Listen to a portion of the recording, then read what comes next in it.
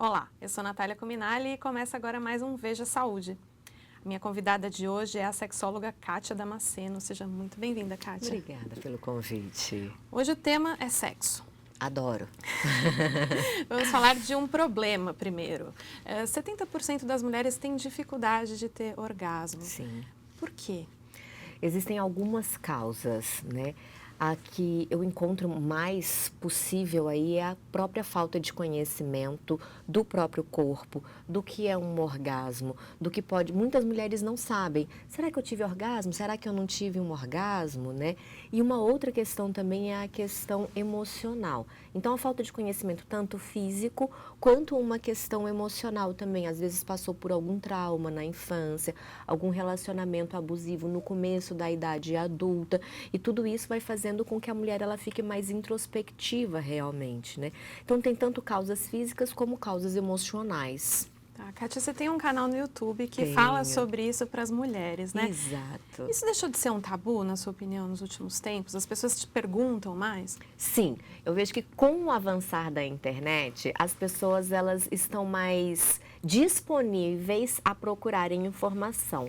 Porém, elas ainda tratam como um tabu, porque eu recebo muito mais perguntas nas redes sociais ocultas do que no YouTube mesmo, né, que fica ali aberto. Geralmente no YouTube o pessoal comenta, aconteceu isso, mas coisas divertidas. Os problemas mesmos, eles mandam ou por e-mail, ou num direct, sabe, mais comedido. Então ainda há, sim, um receio muito grande em se falar a respeito de um assunto que eu de verdade acredito que seja algo comum, algo natural. A gente conversa sobre economia, sobre política, sobre religião, sobre relacionamento. Por que a gente não pode conversar a respeito de sexualidade? Que é algo que faz parte da vida do ser humano. Assim como pagar contas, ter relacionamentos sexuais faz parte da vida do ser humano. E, Kátia, quais são as dúvidas que você mais escuta nessa parte anônima ali, que ninguém quer falar? Tá, então vamos lá. Se eu tenho ou se eu não tenho um orgasmo, se eu tive ou se eu já não tive orgasmo, é muito comum essa dúvida mesmo. As mulheres realmente têm uma dúvida, porque o homem, quando ele chega ao orgasmo, ele tem um vestígio físico, né? Ele tem ali o esperma que sai, a ejaculação. A mulher não tem isso. Então fica tudo muito mais interno, mais voltado realmente para as sensações do próprio corpo. E muitas delas ficam na dúvida por quê? Porque comparam com o orgasmo da amiga. Ai, mas a minha amiga tremeu a perna, a minha amiga sentiu isso, a minha amiga sentiu aquilo e eu não senti. Só que nós mulheres, nós temos que entender que o orgasmo em uma própria mulher, ele pode acontecer de várias formas diferentes. E com o mesmo parceiro, eu com meu marido. Tem dia que a gente tem orgasmo mais intenso, tem dia que o orgasmo é mais tranquilo, tem dia que a gente faz um amorzinho gostoso só para dar uma relaxada mesmo antes de dormir, sem que necessariamente o orgasmo seja o objetivo daquela relação. Né? E tem isso, as pessoas também acham que fazer sexo é única e exclusivamente para se atingir o orgasmo. E existe uma explicação de o que é orgasmo? O homem, como você disse, é mais fácil de saber. Então, e para a mulher? Tem. Existe sim, existem alguns sinais no nosso corpo que a gente consegue observar. O orgasmo o que é? A gente tem um estímulo e esse estímulo ele pode vir por qualquer via. Vaginal, anal, no mamilo, no ouvidinho. Aqui às vezes você está dormindo, teve um sonho erótico e acordou mais excitada, acordou molhada e não sabe o que foi que aconteceu. Então a gente tem um estímulo, esse estímulo ele vai enviar uma mensagem para o nosso cérebro, o cérebro manda uma resposta. Essa resposta é uma resposta hormonal. Primeiro uma liberação de adrenalina. Então, a gente tem taquicardia, vasodilatação, a pupila dilata realmente, a respiração fica mais ofegante, a musculatura começa a contrair, seguida de uma liberação de endorfina, que é a hora do relaxamento.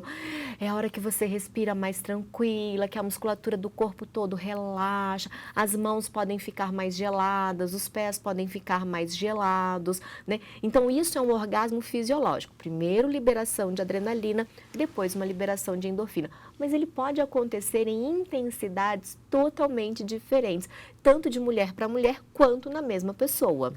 E não tem necessariamente, então, uma quantidade que a mulher tem que ter toda vez que ela tem relação? Não. 3 vezes, 10 vezes, 20 vezes, isso é tudo lento. E eu falo que essa é a vantagem de ser mulher, né? Porque o orgasmo, na verdade, a relação sexual, ela passa por 4 etapas. Primeiro, o desejo, a excitação, o orgasmo e o período refratário, que é o período que a gente precisa entre um orgasmo e outro. Qual a diferença do homem e da mulher? Ele tem esse desejo rápido, excitação rápida e, se bobear, um orgasmo rápido. Porém, o período refratário dele é maior. Ele precisa de um intervalo entre uma ejaculação e a outra. A mulher é diferente. A gente demora um pouco mais de tempo no desejo, um pouco mais de tempo na excitação, que é quando a gente tem a lubrificação, que também é uma característica bem forte. A gente demora um pouquinho mais de tempo para atingir o orgasmo, mas atingiu nosso período refratário, eu até brinco, né? Jogou o cabelinho para trás, está pronto para o próximo. Então, a mulher, a gente tem essa capacidade de nos tornarmos multiorgásmicas, ou seja, ter vários orgasmos em apenas uma relação. Enquanto para o homem isso é bem mais difícil. Entendi. E agora para as mulheres que têm dificuldade, que elas quase nunca conseguem, quais são as dicas que você dá? Tá, vamos lá. Primeira coisa, ter um autoconhecimento mesmo. Masturbar-se, tocar-se, descobrir como é que você gosta. Se você gosta rápido, se é devagar, se é externo, se é interno.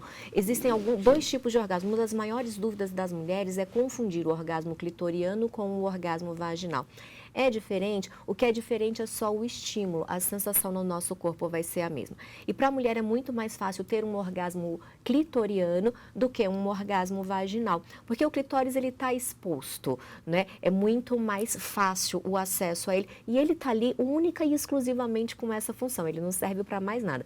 A vagina já serve para mais algumas outras coisas, por exemplo, para sair o bebê, para a relação sexual, é lá que está localizada a uretra, que é por onde a gente urina realmente. Então, tem outras funções. Além de ser interna, essas terminações nervosas, elas podem estar adormecidas. Então, a primeira coisa é masturbação, para descobrir o que você gosta, até mesmo para poder ensinar para o seu parceiro.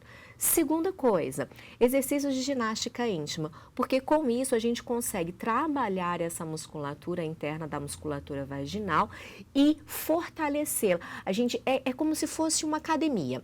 O seu músculo está ali adormecido e você vai treinar e ele vai ficar mais desperto. Ficando mais desperto, quando tiver um estímulo, as terminações nervosas já estão assim, opa, está acontecendo alguma coisa legal aqui embaixo. Então, facilita muito a questão de ter os orgasmos.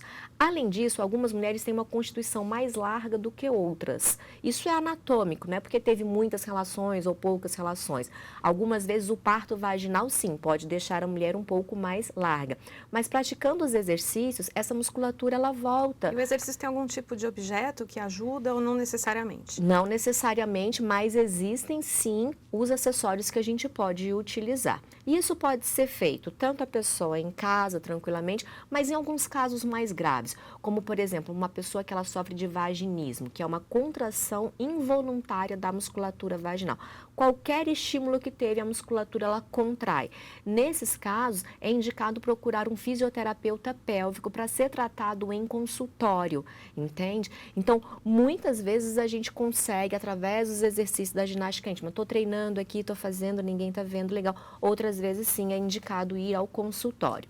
Com relação aos acessórios, eu tenho o curso de pompoarismo e ele é dividido em etapas. Então, primeiro, os exercícios sem os acessórios. Para quê? Para fortalecer essa musculatura.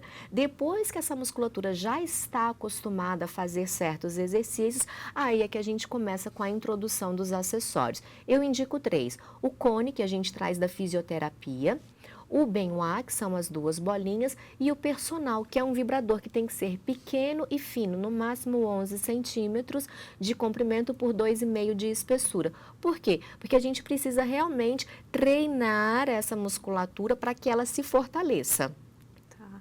E a sexualidade da mulher, ela muda conforme a idade, conforme o envelhecimento? Sim, eu acho que eu estou aí com 42 anos, e eu acho que uma das grandes vantagens de nós envelhecermos é a maturidade realmente, né?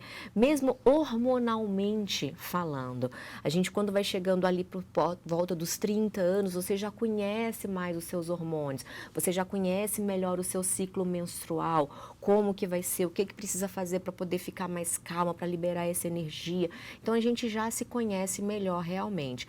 Além disso, quando a gente vai numa crescente, quando a mulher ela vem numa curva hormonal realmente, que ela vai entrando lá na menopausa por volta dos 45, 47, 48 anos de idade, ela ainda tem uma essência, uma energia sexual bem forte, enquanto o homem, ele já passou dessa fase. O homem, ele tem aí o seu pico de energia entre os 18 e os 30, 35 anos de idade. E a mulher a partir dos 30 anos de idade. Então, às vezes, a gente tem esses desencontros.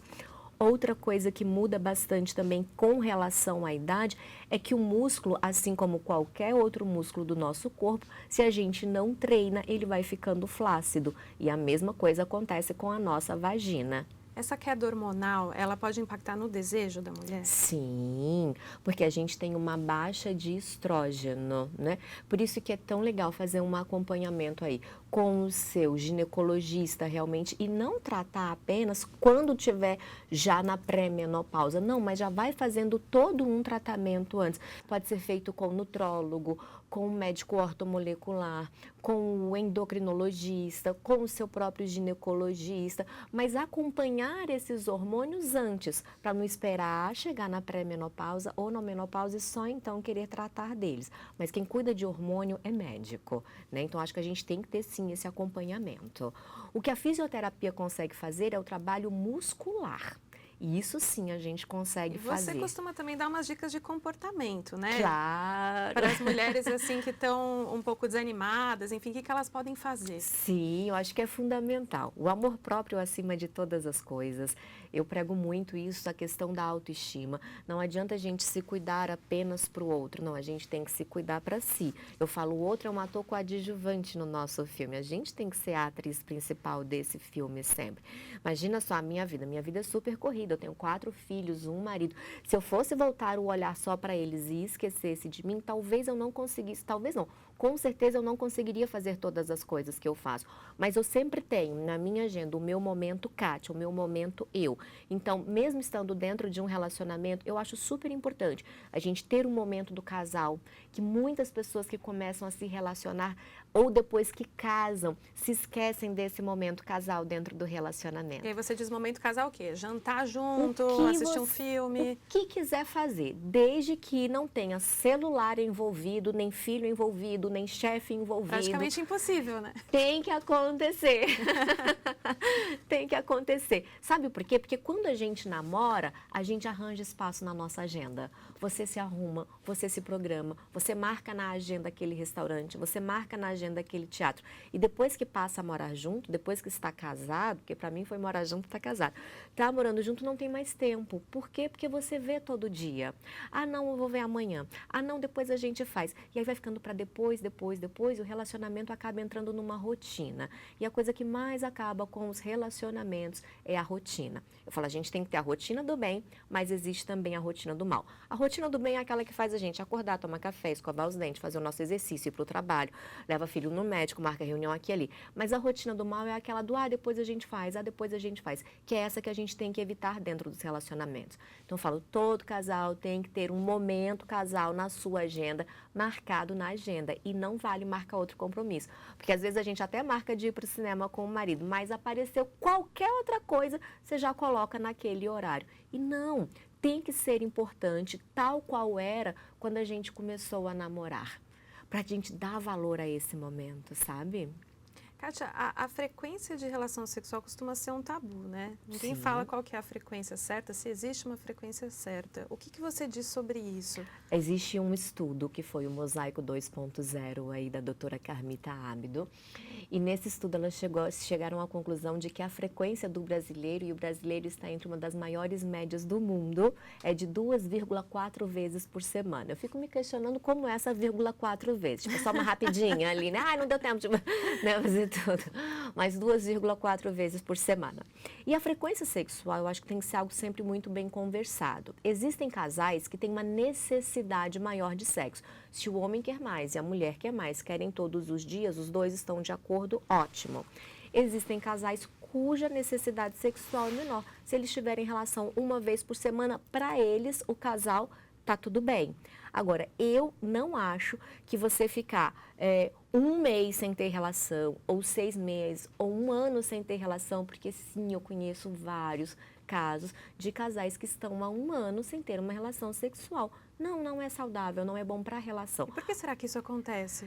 Vários motivos. Rotina, vira amigo, você vira amigo do seu parceiro, né? E o que diferencia realmente um relacionamento marido-mulher de um relacionamento de amigos ou de pai, mãe ou de irmão é o sexo. É o que eu falo, se você for morar só na mesma casa para dividir conta, continua morando com a sua mãe, vai morar com seu pai, com seus filhos, não sei, não precisa de alguém, de um cônjuge para isso, né? Então, já que a gente está dentro de uma relação a 2, homem e mulher, que essa relação, ela realmente tenha essa questão da sexualidade. Por quê? O sexo, ele tem uma representação, quando ele vai bem dentro do relacionamento, baixa. 20, 30, até 50%. E daí vem os outros valores desse casal. Agora, quando ele é ruim dentro do relacionamento, ele pode representar até 100%, porque as pessoas se divorciam por falta de sexo. Ou vão arranjar um sexo em paralelo, vão ter um relacionamento aberto, ou vão arranjar um amante, não sei qual que é o acordo do casal, né?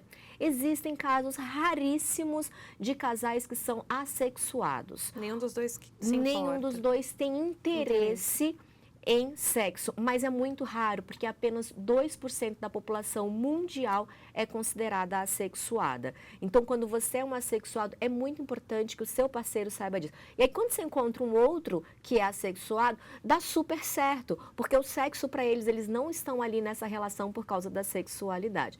Tirando esses 2%, os outros 98% aí da humanidade, sim, tem algum interesse, mesmo que seja baixo, na questão da sexualidade. Nem que seja, em alguns casos, apenas para reprodução. Porque tem alguns casais que realmente optam por não ter filhos. E tá tudo bem, é o que eu falo. O acordo de cada relacionamento, o acordo de cada casal. Se tem uma coisa que eu aprendi quando eu comecei a estudar a área da sexualidade humana, é que o meu julgamento, é que a minha opinião não tem que interferir na vida daquele casal. São os acordos estabelecidos por eles e que fazem bem para eles. Kátia, vamos falar agora para as pessoas que estão há muito tempo sem sexo e que se incomodam com isso, mas às vezes não sabem como abordar isso, né? Porque às vezes você fica tanto tempo e aí não consegue introduzir isso numa conversa. O que você diz para essas pessoas? Olha, existem algumas formas bem legais. Estratégias. Estratégias. Eu falo, bota meu vídeo no YouTube, na televisão, como se nada tivesse acontecendo.